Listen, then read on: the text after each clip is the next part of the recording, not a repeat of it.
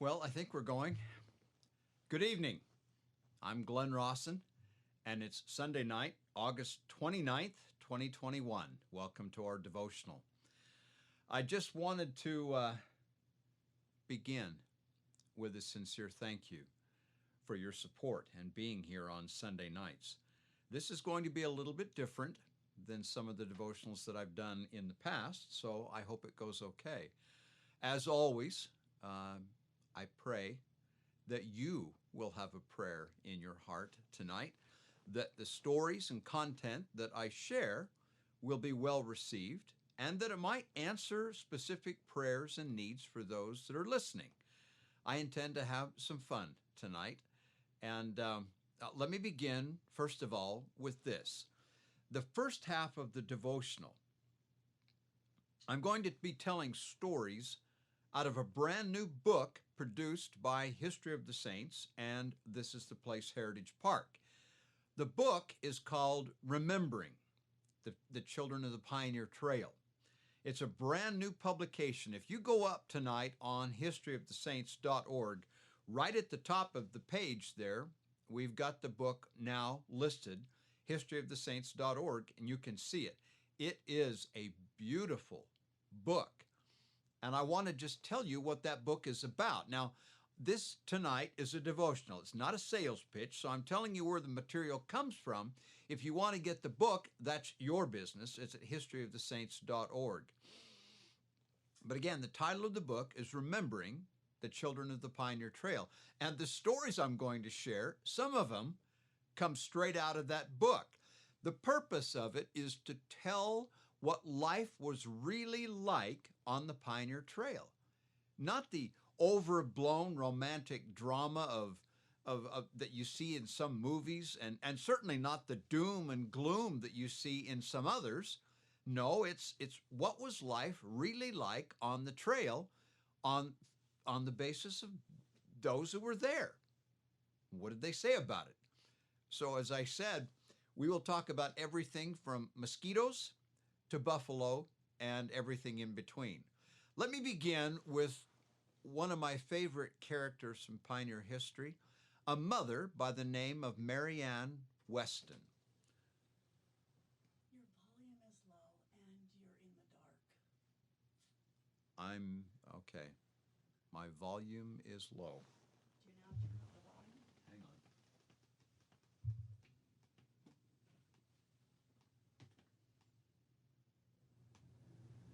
That might solve it.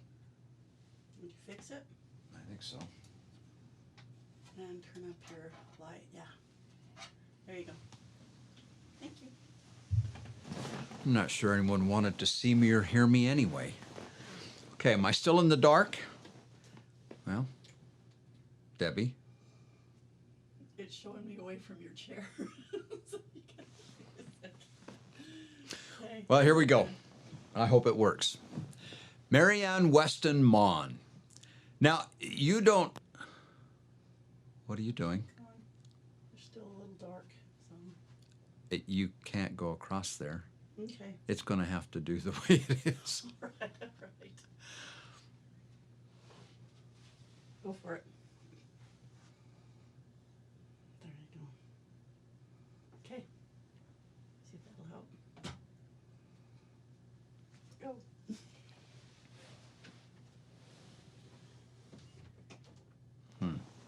Okay.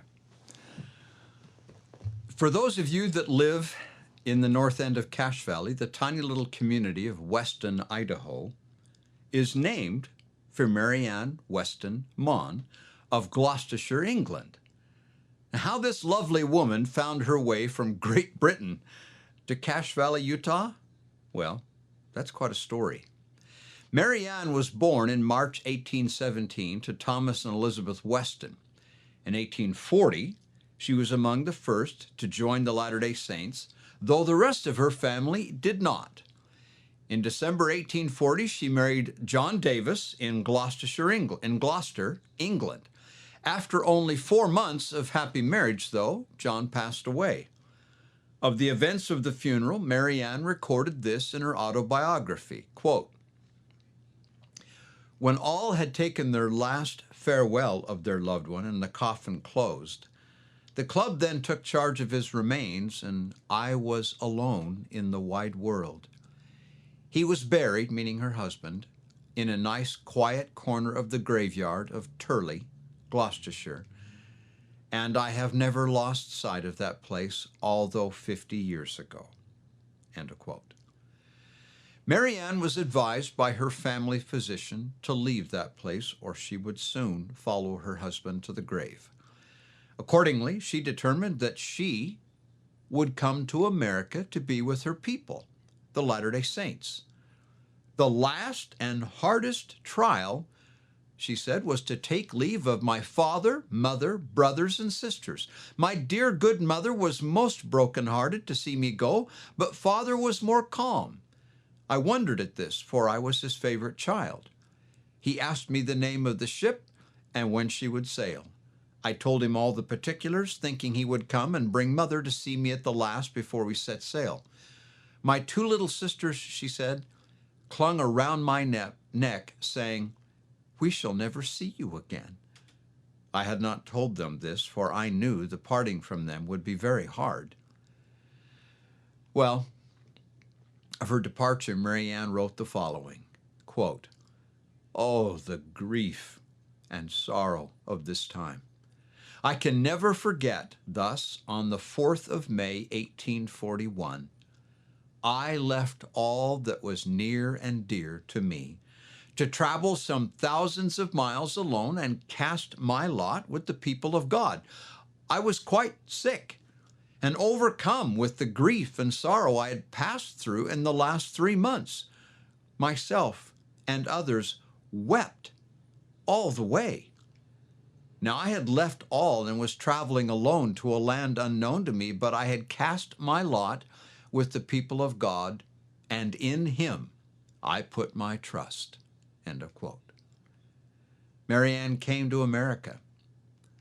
But I tell you that story because for everyone who crossed that trail coming to the Mountain West, they left somewhere and someone behind. They always left someone behind. They left home and family and culture, place, sometimes country, and came a very long distance on a dangerous journey to come where? Here, to Salt Lake, and then out into the colonies from there. Well, when Marianne arrived in America, she married again, becoming the stepmother to the 5 children of Peter Mon. Over the next decade, where her husband and the saints journeyed, Marianne followed, keeping a faithful journal. Thus it was that in June 1850, Marianne with her family set out in the Warren Foot Wagon Company to cross the plains to the Salt Lake Valley. Now, as I said, she was a great journal keeper and very, very observant to the things going on around her. Thus, July 18th, 1850, near Fort Laramie, Wyoming, she wrote, "This morning the weather is very hot. We were obliged to stop in the heat of the day about 2 hours. Only traveled 12 miles. Only traveled 12 miles. When was the last time you and I walked 12 miles? And then she continues, past 12 graves. We hear there is a place near here where there are 200 buried. If so, this must be a general camping ground. Near us, we see some painful sights where the wolves have dug up the dead, tore their clothing in pieces, and eat up the bodies." And then she changes the subject. "By digging, we get water plenty, but poor weather." She continues on. And again, I'm giving you an idea of what the trail looked like through one woman's eyes. She wrote about this was earlier in her journal, between Scotts Bluff, Nebraska, and Fort Laramie. So we're back to the east on the trail when she talked about this. She said, quote, we are again permitted to renew our journey, which lies through the buffalo country. They are seen by thousands, and this country seems made for them, being high bluffs and deep ravines. In the ravines, there's plenty of cedar and water. We can see the bluffs as far as the eye can reach. We traveled 12 miles past 11 graves. At night, we came up with our company. We are glad to see them. All are well, weather cool and pleasant. One day, while traveling through this country, the road was near some hills on our left.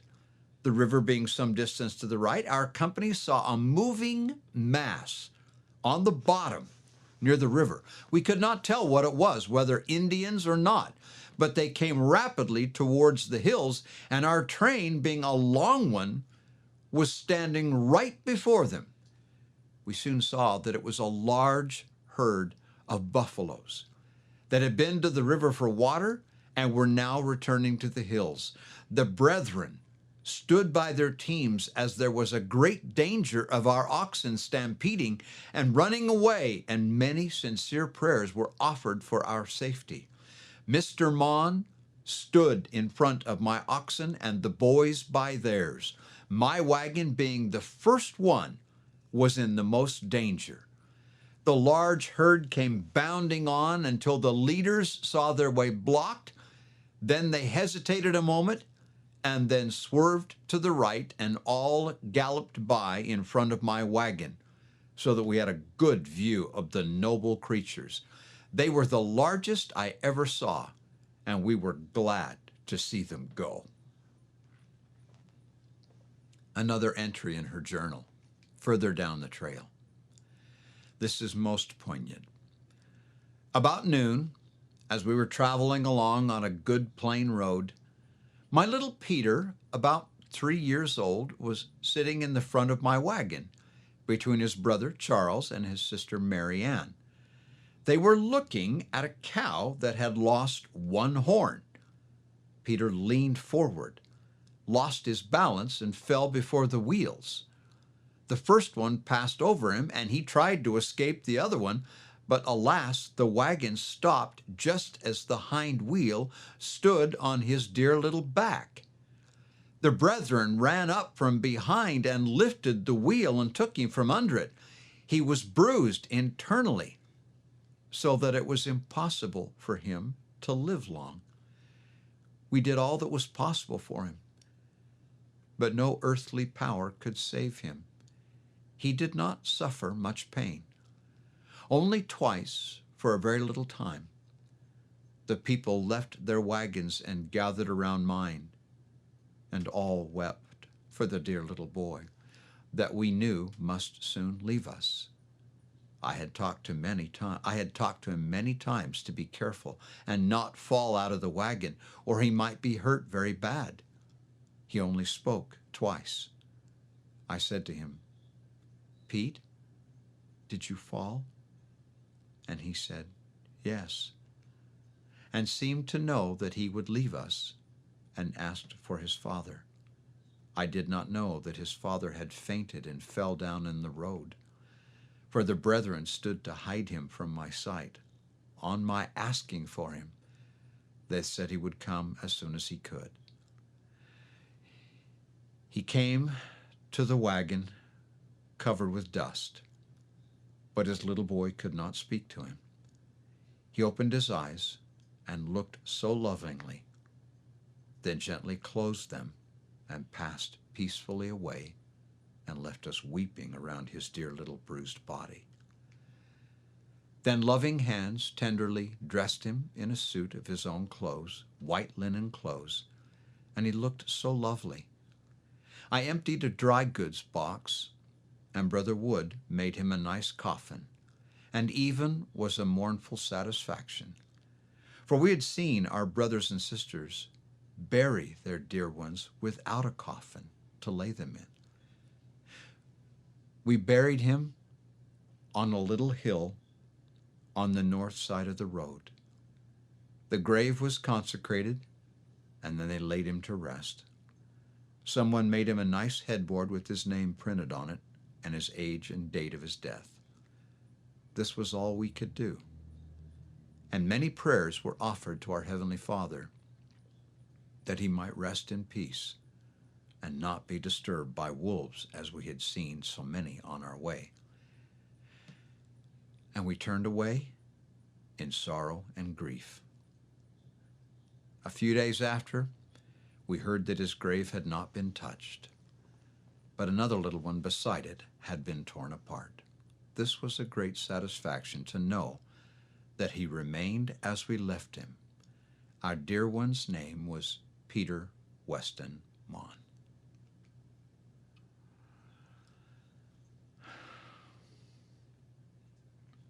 She continued and concluded, "It is nearly 38 years since that sorrowful time, but it was not so painful to me that I could not add much more to this account." Now, that's an idea of what the trail was like from one woman's perspective. Here's another from a young lad by the name of John Stuckey. Some of you may be related to him. Now, by way of preface, there's some things that were common crossing the Pioneer Trail, and those are discussed in the book. But one of the things, there was never enough sleep for the men and never enough food, especially across Wyoming as their food stores became depleted the further west they came.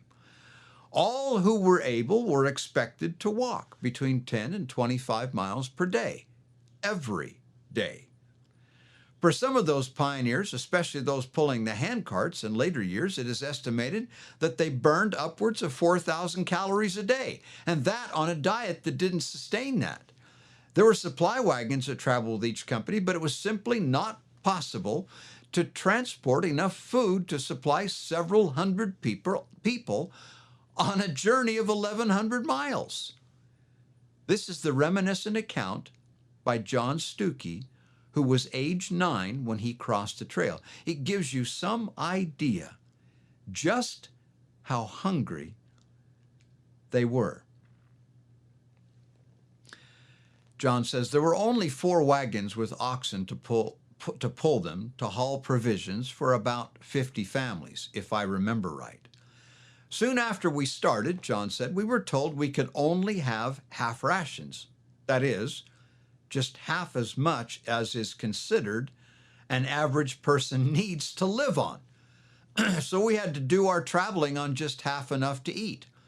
My dear mother, Magdalena Stetler Stuckey, had a little baby, Christian, to nurse, and only having half enough to eat and to pull on the handcart all day long, day after day, she soon got so weak and worn out that she could not help Father anymore, nor was she able to keep up with the company. Sometimes when we camped, she was so far behind the company, we could not see anything of her for quite a while, so that I was afraid that she might not be able to get to the camp. Father let Mother have a little bigger part of the half ration. This shortage of food, together with having the 3 children with everything else we had in the handcart, made it too heavy for him to pull alone. In this hungry and also nearly worn-out condition, I have never forgotten how when I, a 9-year-old boy, would be so tired that I would wish I could sit down for just a few minutes. How much good it would do to me. But instead of that, my dear, nearly worn-out father would ask me if I could not push a little more on the handcart. I will never forget how hungry I was all the time. When one of the teamsters, seeing 2 buffaloes near the oxen, shot one of them, and the meat was divided among the whole handcart company. My parents also got a small piece, which my father put in the back end of the handcart. That was in the forepart of the week. He said that we would save it for our dinner next Sunday. I was so hungry all the time, and the meat smelled so good to me while pushing at the handcart. And having a little pocket knife, I could not resist. but had to cut off a piece or two each half day. Although I was afraid of getting a severe whipping after cutting a little the first few times, I couldn't resist taking a little more each half day. I would chew it so long it got perfectly tasteless. When Father went to get the meat on Sunday noon, he asked me if I had been cutting off some of the meat. I said yes, that I was so hungry I could not let it alone. And then John said, then instead of giving me the severe scolding and whipping, he did not say a word, but started to wipe the tears from his eyes. End of quote. There are so many stories of how hungry they would get and how desperate they were, eating bark, chewing grass, anything to sustain life. Now, they had, the pioneers, a terrible fear of wolves, snakes, Indians, and disease. Most of the companies that crossed the plains between 47 and 1868 mentioned encounters with Indians or the Native American tribes of the plains. The descriptions were as varied as the different tribes they met. Sometimes, and a lot of times, the Indians were friendly, even helpful to the pioneers. Other times they were threatening, and sometimes they were just demanding. Well, enough companies and individuals were killed or carried off by the Native Americans that the pioneers maintained a healthy respect and treated them well and tried to keep their distance. It was a standing order from Brigham Young to all the companies that it was better to feed the Indians than fight with them. And so the companies did. In their appearance and behavior, the customs of the tribes, well, it was a radically different culture than the white men who crossed their land, as this 1861 account by William Chase Harrison demonstrates. He said, quote, there came to the camp many Indians to trade buffalo robes, buckskins, and moccasins. They wanted powder, shot, sugar, flour. We had no powder for them. One man traded ponies with them. Father gave them a pint of sugar and a pint of the flour for a fine, well-tanned robe. They did a lot of trading with us, but some did not know that Indians never joke. He means just what he says and will hold you to your word.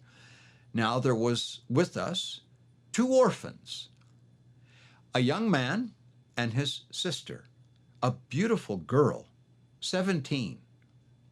An Indian said, "Heap winna squaw." The brother, realizing what he wanted, said, "How much?"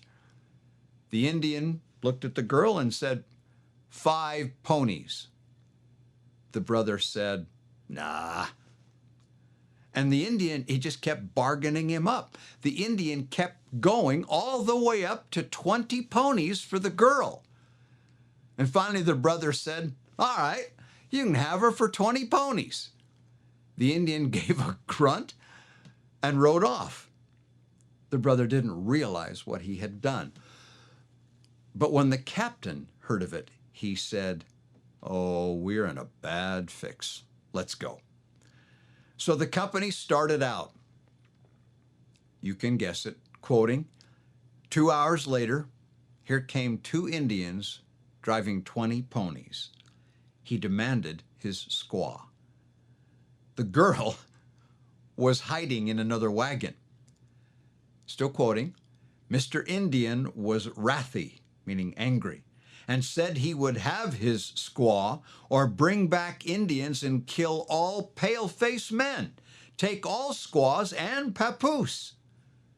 We had to buy him off at a heavy cost to all of us, William said. And then he adds, the girl dared not show up for many days.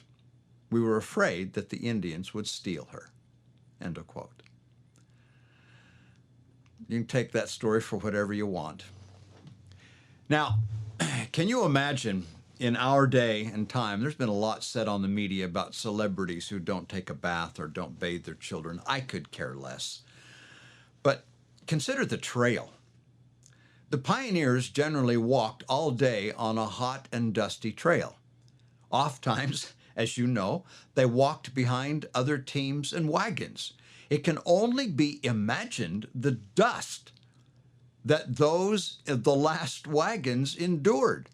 And they didn't have any of the modern conveniences for bathing and hygiene. So how did they stay clean? Or did they? Marianne Stearns Winters gives us some idea. She said, quote, "There was one thing we enjoyed very much, and that was a bath in the river." Now, let me stop right there. They're traveling along the Platte. Have you ever seen the waters of the Platte? I'm not sure I would call that a bath as much as changing dust for mud. Well, she continues, quote, "The men of the camp found a convenient place down by the river and had their swim in the daytime. We could always tell when they came into camp looking so fresh and clean. For most of the time," she said, "they were a dusty-looking lot." And the sisters each procured a bathing suit of some kind, and we took our baths by starlight. We were afraid to go far from the shore on account of the quicksands. We would make a line from the nearest to the shore, and the farthest ones out could get a good ducking without much danger. We were very still about it all, for we never could tell when Indians might be lurking around, and we slipped into our beds as quiet as kittens, greatly refreshed and thankful for the opportunity. End of quote. So again, life on the trail, how do you take a bath, and how often and when? And we won't even talk about, using toilet facilities and things like that, but women on the right, men on the left. All right, moving on. Another experience that you might find interesting. Not every pioneer kept a journal. Indeed, most of the ones that came across the plains did not, but thankfully there were a few that did. We know what life was like on the trail because of what the pioneers recorded in their journals. And insects were mentioned frequently. Wolves preying on them were a terror, but mosquitoes were a torture. They were an agonizing component of trail life, the summers in Wyoming and along the Platte. As the pioneers were required to travel and always camp by water, mosquitoes were often a problem. There are descriptions of them descending on the camps of the pioneers in the evening in a cloud. Ossian Taylor is one of my favorite journal keepers. This boy had a sense of humor. He was only 18 years old. He came across with the Harry Walton Wagon Company in 1851, and he kept a most interesting and colorful journal. I think Ossian aspired someday to be a writer. On the 24th of June, 1851, Ossian wrote the following, quote, "Frank Owens, Joseph Merrill, Buchanan, and myself guarded the cattle last night.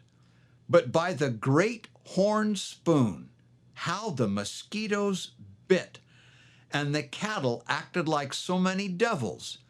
Had a heavy thunder shower and wet us like a drowned rat. But nothing could prevent the mosquitoes from their inhumane insults and depredations. I had often heard," he said, "that the ant is the smartest little insect. But I would like to know what insect could make a fellow smart worse than those little, insignificant, pusillanimous, gluttonous animals of the smaller tribes." End of quote. That's the mosquitoes on the prairie, crossing the trail. Now,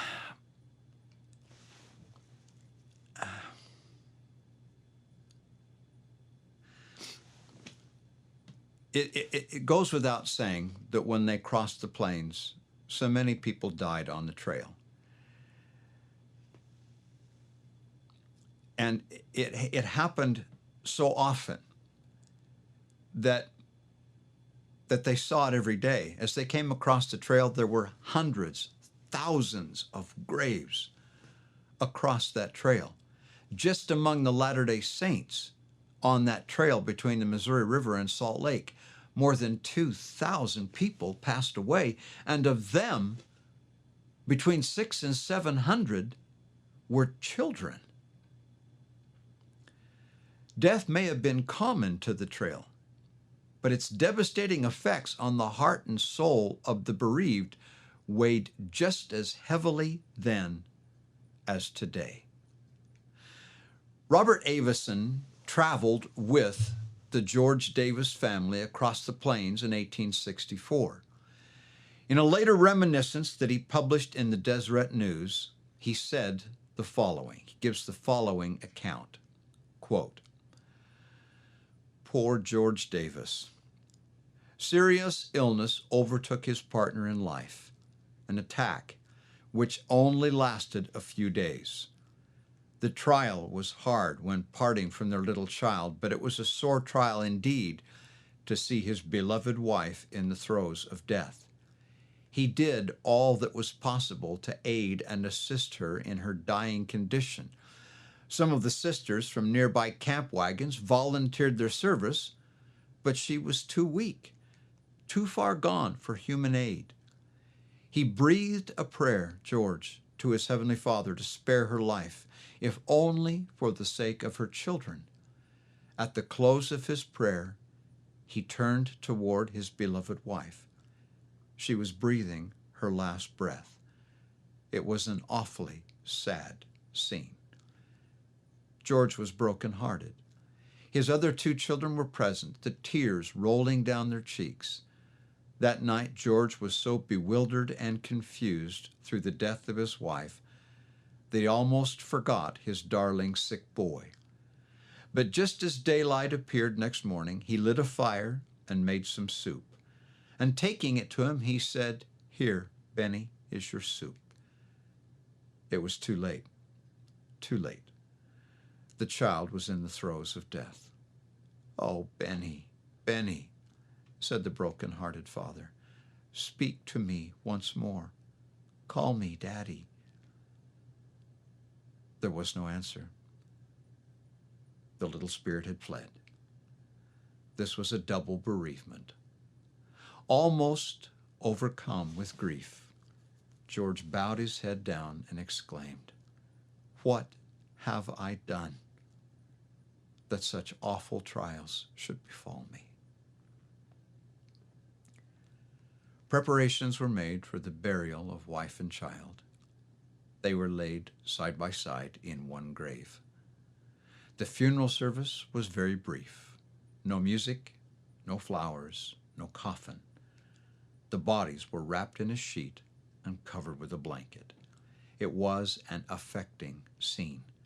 Many eyes were wet. Yes, even the eyes of stout hearts were bedimmed with tears. Some days elapsed before Brother Davis began to feel in his normal condition.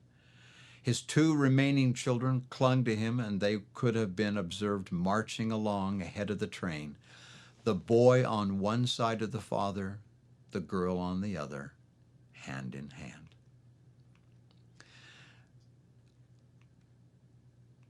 I don't want you to get the idea, and I don't want this to be a depressing devotional, but I want you to understand that traveling across the trail was hard. I've read enough of the journals to know it was not a fun adventure, unless, of course, your attitude made it that way. It was hard, and it was a great sacrifice, both in where they came from and what they left behind, but in the toll that it took on them to come across the plains. Now, my dear friends, I tell you these things because never forget. Never forget what your fathers and mothers who were pioneers did. Even if they didn't cross that trail, if they came here from the old country, They still made great sacrifices regardless of when they came. All of this is to say, remember them with fondness. And as they did and were willing to do, so do we. Now again, just as a reminder, this new book, Remembering the Children of the Pioneer Trail, it tells the story of what life was like on the trail. I've shared just a few things out of that book. There's a lot more if you want to read more about what life was really like on the Pioneer Trail. It's available at historyofthesaints.org. Okay, let's take a break for just a second. Annie is off tonight, and her mother is taking her place, and Mother doesn't have all the technology to do what Annie's normally doing, but Mom is watching to make sure that you guys all behave yourself and that I'm well lit. So we're in good hands.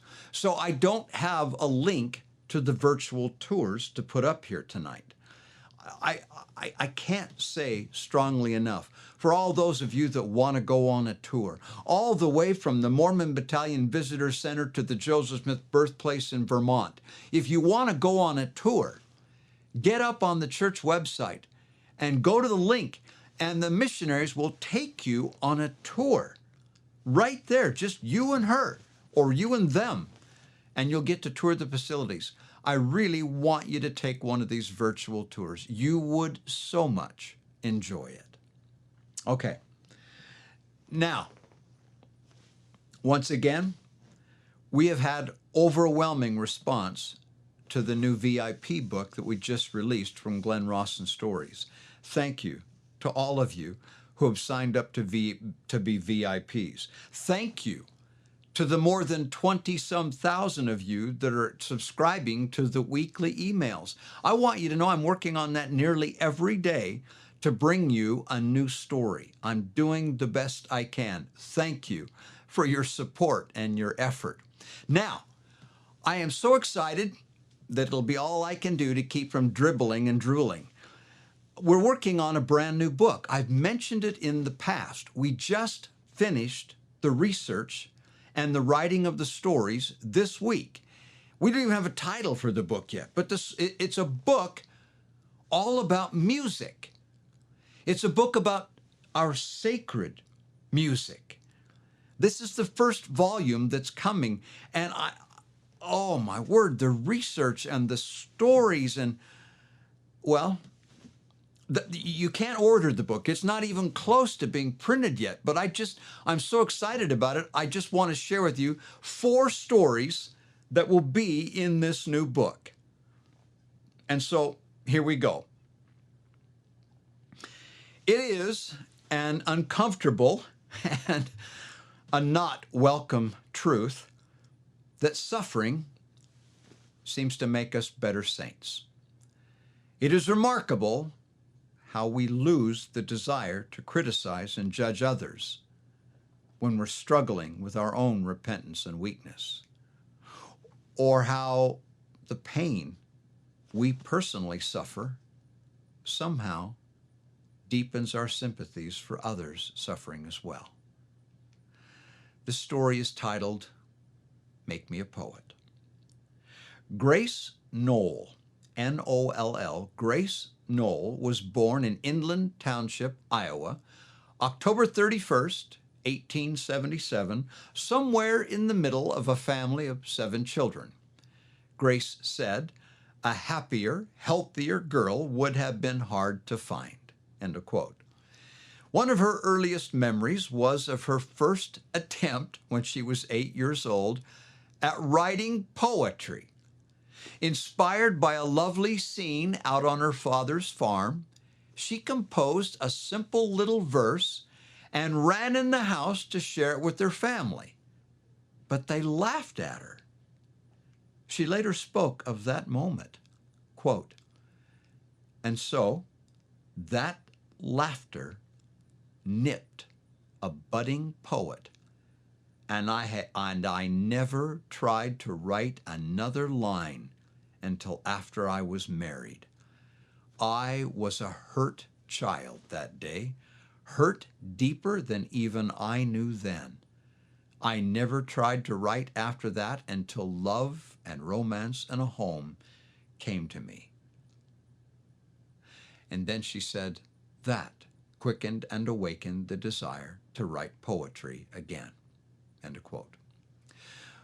Well, in time, Grace met Norman Crowell, a writer himself, and because Grace loved words, as little girls loved Barbie dolls, Grace was smitten with Norman.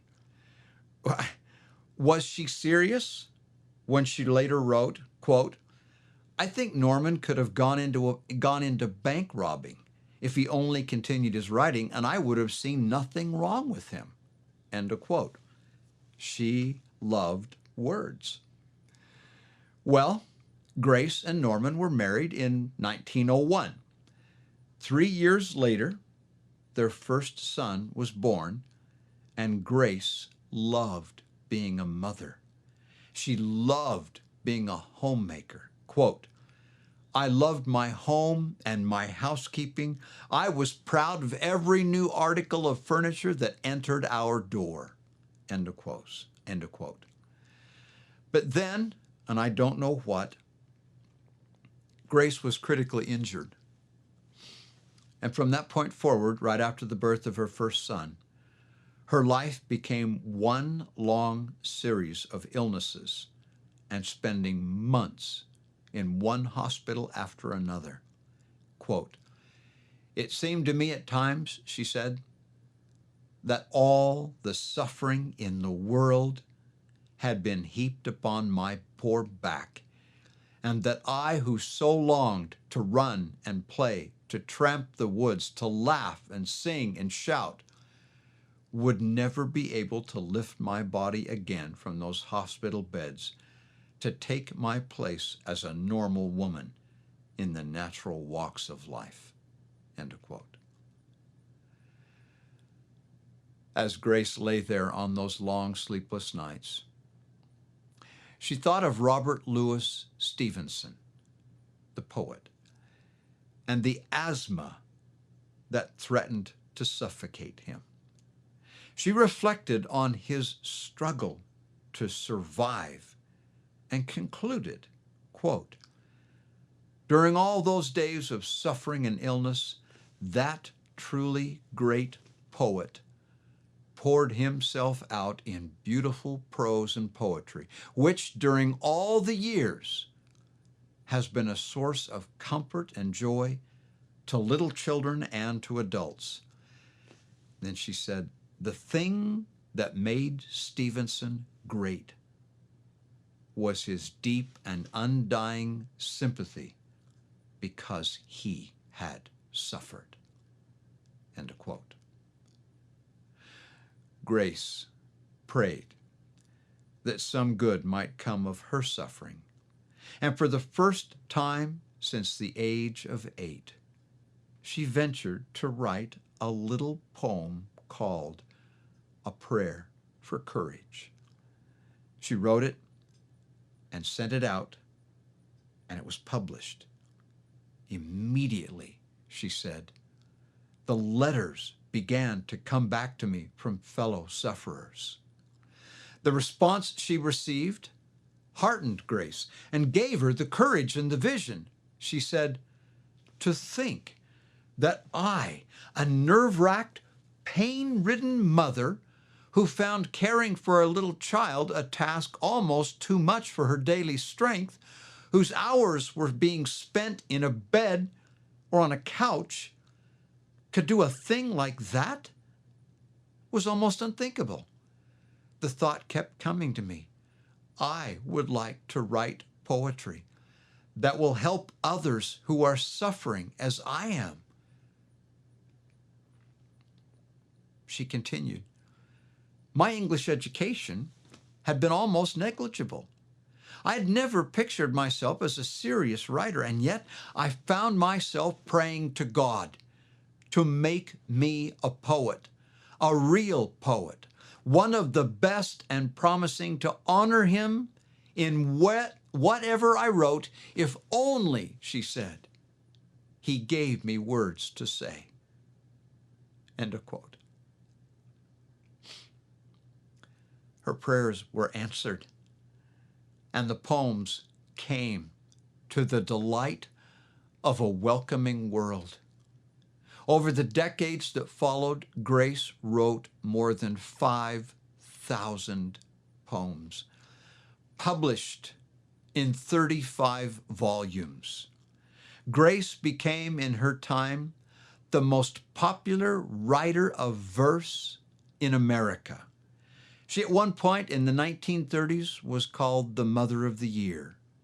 At another point, she served or was the Poet Laureate of Texas for 3 years. Dale Carnegie called her one of the most beloved poets in America.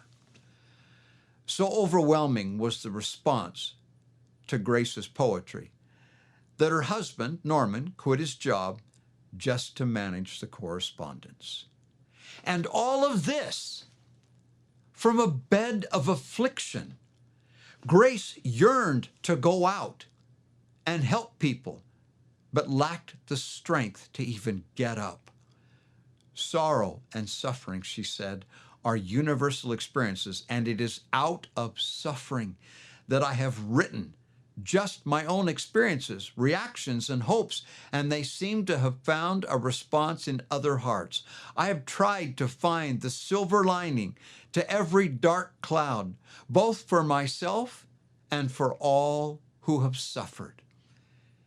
It is profoundly significant, therefore, that it was Grace Noel Crowell who wrote these words. Because I have been given much, I too must give. Because of thy great bounty, Lord, each day I live. I shall divide my gifts from thee with every brother that I see who has the need of help from me. And on it goes.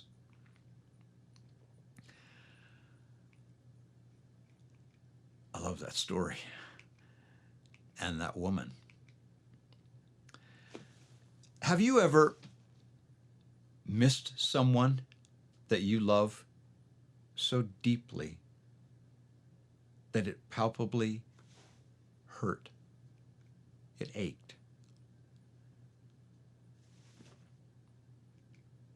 Perhaps that ache that you remember is a measure of how much we should miss our Father in heaven, our heavenly parents, how much we should hunger and thirst to be with them again.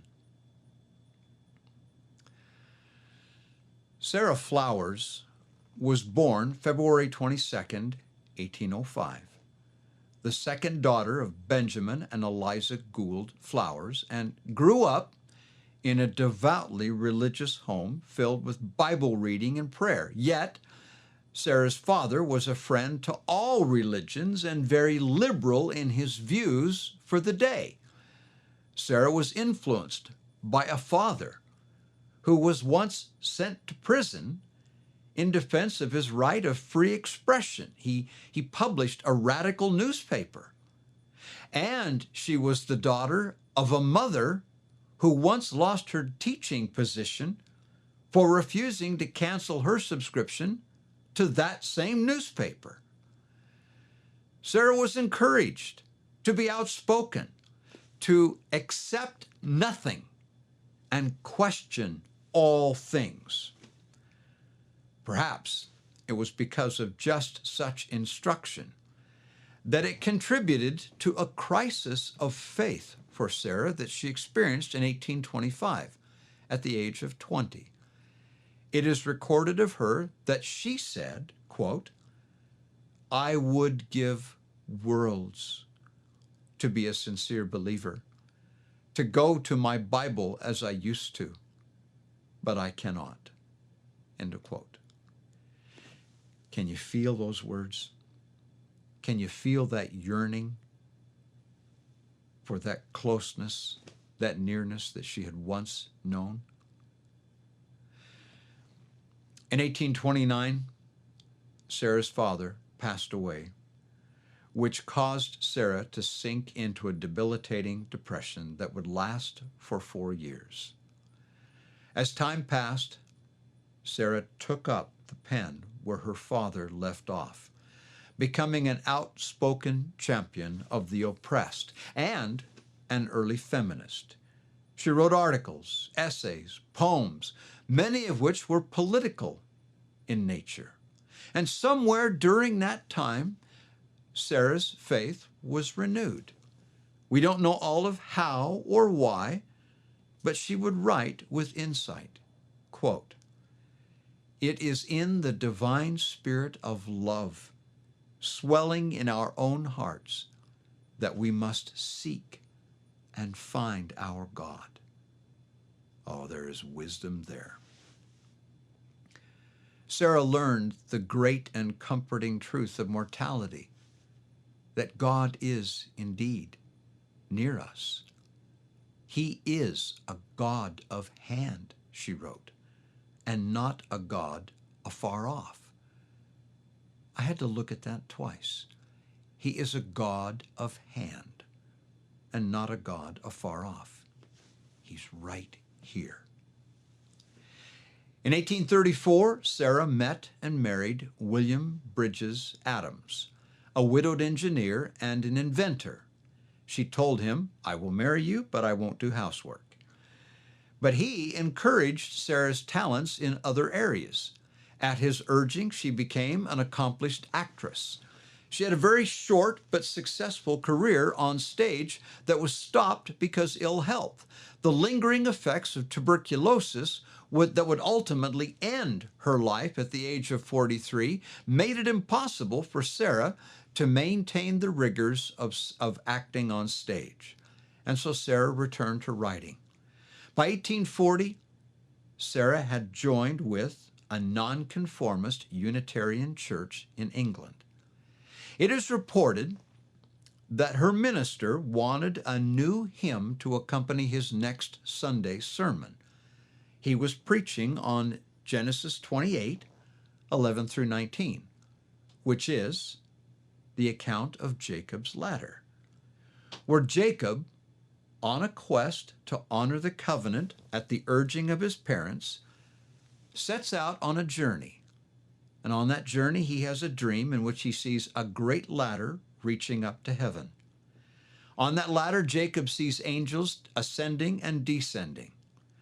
The Lord comes and stands beside Jacob and promises, quote, "I am with thee, and will keep thee in all places whither thou goest, and will bring thee again into this land, for I will not leave thee until I have done that which I have spoken to thee of." End quote. With that passage in mind, Sarah's minister asked her to write a poem to accompany this remarkable passage. After poring over the scripture, Sarah returned a week later with the poem, which her then talented sister, Eliza, a composer, then set to music. The sermon was preached, the hymn was performed, and loved. It would be caught up and performed again and again. Now, more than 180 years later, though some of the words have been slightly altered and there are various tunes to which it is sung, the hymn from that day remains one of the most familiar and loved. It is a prayer, a yearning of the soul that God will come and stand beside us. Nearer, my God, to thee. These are the words Sarah Flowers Adams wrote. Nearer, my God, to thee. Nearer to thee. E'en though it be a cross that raiseth me, still all my song shall be, nearer, my God, to thee. Nearer, my God, to thee. Nearer to thee. Though, like the wanderer, the sun gone down, darkness be over me, my rest a stone. Yet in my dreams I'd be near my God to thee. Near my God to thee. Near to thee. And it goes on. I've always been very fond of those hymns that speak the prayers that I can't utter. Now, we live in the most troubled times of recent history. I can't remember a time when things have ever looked like this and been as crazy as it is right now. The hearts of men wax colder than they've ever been, and darkness benights the minds and hearts of men the world over. The constant bombardment of media gloom steals our hopes and destroys our peace. But it will not last. We have been here before and came through it. 1861 was a similarly dark, troubled, confused, and uncertain time in the United States. Civil war loomed. Contention, hate, divisiveness tore the nation apart, and threats abounded. Henry Wadsworth Longfellow, the acclaimed poet, wrote, quote, "6 states have left the Union, led by South Carolina. President Buchanan," he said, "is an antediluvian president who does not care what happens if he only gets safely through his term. We owe the present state of things mainly to him. He has sympathized with the disunionists. It is now too late to put the fire out. We must let it burn out." So Henry wrote. Henry opposed slavery, but he opposed civil war even more. But then came word on April 12th, 1861, quote, "News comes that Fort Sumter is attacked, and the war begins. Who can foresee the end?" Peace was shattered by cannon fire, and the world, as they knew it in the United States, was in sudden turmoil. Then, July the 9th, just 3 months later, July 9th, 1861, Henry's beloved, and I don't use that word lightly, beloved wife, Fanny Appleton Longfellow, was sealing some packages with hot wax when, it is reported, a match dropped to the floor and ignited her light summer dress on fire. She ran to the study where Longfellow was, and he attempted to put the fire out. But Fanny was badly burned and passed away the next day. Henry's grief was deep and prolonged, so much so that at times he himself feared that he would be sent to an asylum. So debilitating was it. One heavy year later, after his wife's death, Henry wrote, quote, "I can make no record of these days. Better leave them wrapped in silence. Perhaps someday God will give me peace." If that were not enough, in March 1863, Henry's oldest son, Charles, age 19, boarded a train for Washington, D.C., and against his father's wishes, joined the Union Army. On December 1st, 1863, Henry was sitting down to dinner at his Cambridge, Massachusetts home when he received a telegram that Charles had been severely wounded in the Battle of Mine Run. Henry quickly went south and brought his son home for what would be a lengthy recovery. Henry would summarize these days thus, quote, "I have been through a great deal of trouble and anxiety.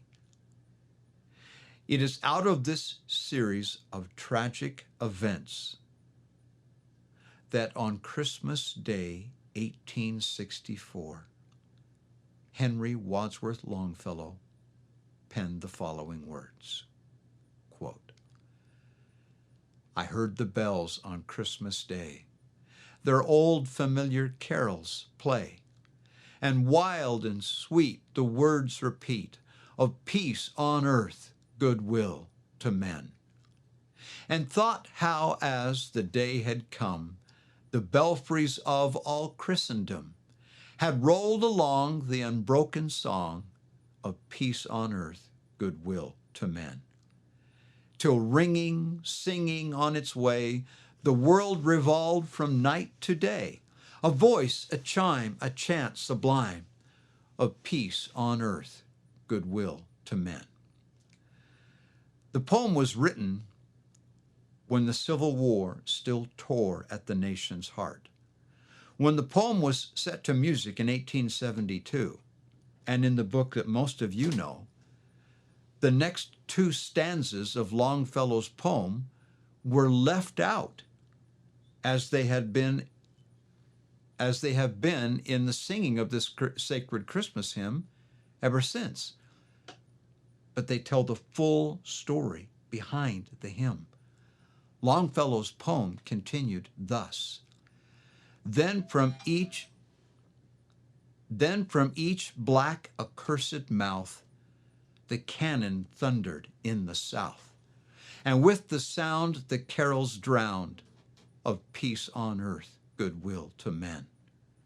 It was as if an earthquake rent the hearthstones of a continent, and made forlorn the households born of peace on earth, goodwill to men. And in despair I bowed my head. There is no peace on earth, I said, for hate is strong and mocks the song of peace on earth, goodwill to men. And it is here, like the pealing bells of Longfellow's church, that his message sounds with ringing clarity. Longfellow concluded, "Then pealed the bells more loud and deep.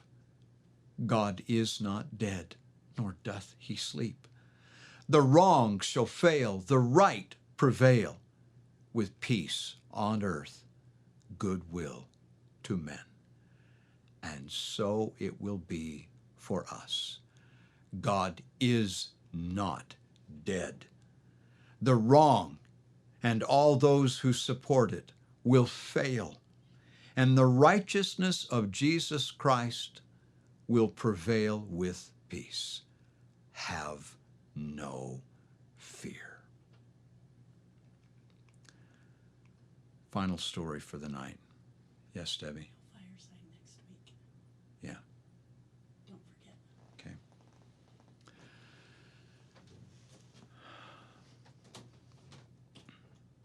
This last story is called The Priest of the Poor. Joseph Franz Mohr was born in Salzburg, Austria, on the 11th of December, 1792.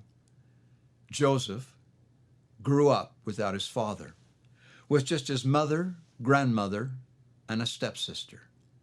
Notwithstanding their poverty, Joseph, however, displayed uncommon talent and intelligence and was sponsored to obtain a university education, where at the same time, Joseph sang in the choir and played the violin. After graduation in 1811, Joseph enrolled in the seminary to become a priest, which required special permission from the church.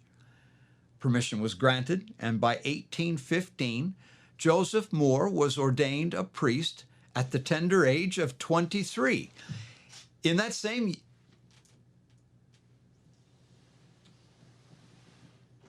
This timed out. Yeah. Yeah, it timed out. I don't think that's going to work, but we'll try it.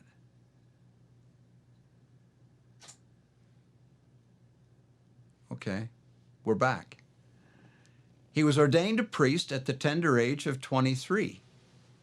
In that same year, Joseph was appointed assistant priest at Mariapur. It was there in 1816 that he wrote these now famous words: "Silent night, holy night, all is calm, all is bright. Round yon virgin, mother and child, holy infant, so tender and mild. Sleep in heavenly peace, sleep in heavenly peace."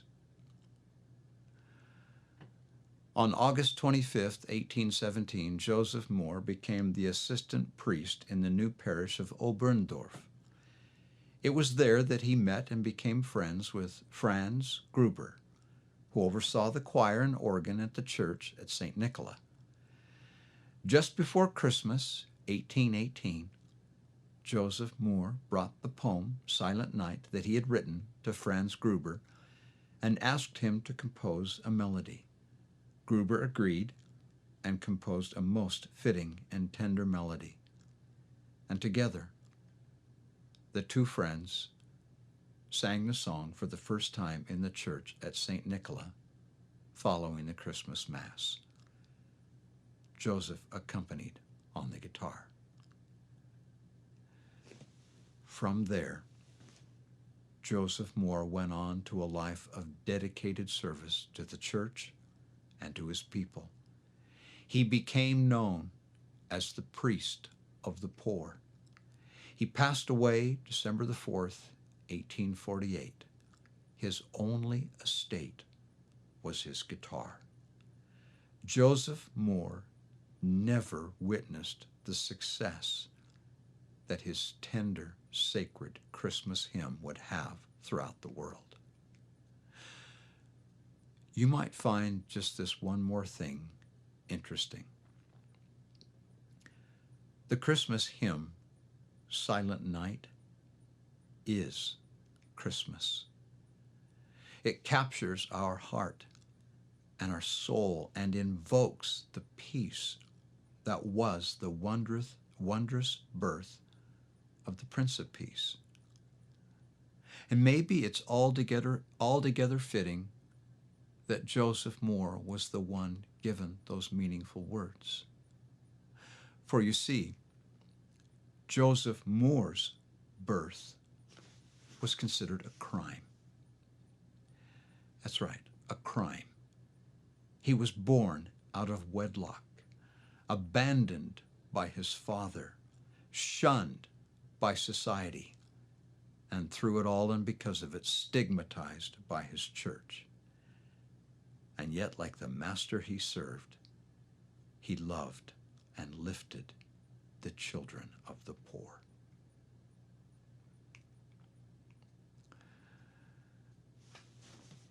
My dear friends, it has been a joy to be with you tonight and share these stories. I hope and pray that the Lord Almighty is with you this week and that you have a wonderful, powerful, courageous, and fun-filled week. I may not be back here next Sunday night, for I'll be speaking at a fireside in Payson. But if I'm not here, you'll know why. But if I am here, it may be coming to you from Payson. So with that, good night and God bless.